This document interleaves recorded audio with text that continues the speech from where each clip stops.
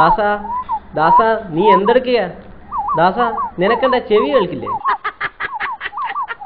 നീ എന്താ പേരമരത്തിൽ നടുന്നത്?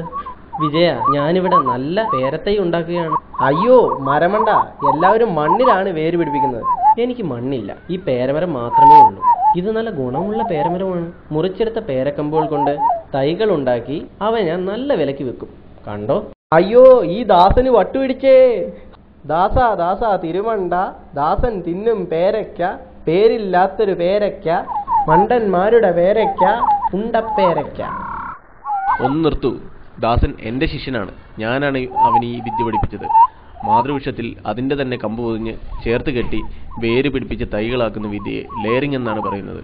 ഇത്തരത്തിൽ സപ്പോട്ട, മാവ് എന്നിവയിലും ലെയറിംഗ് നടത്താം. വിജയ, ഇതാ ഉണ്ടപ്പേരയ്ക്ക. ഇപ്പോൾ മണ്ടൻ ആരാണെന്ന് മനസ്സിലായോ? ദാസ സോറി, വെറുമൊരു ദാസനായ നിന്നെ മണ്ടനെന്ന് വിളിച്ചില്ലേ?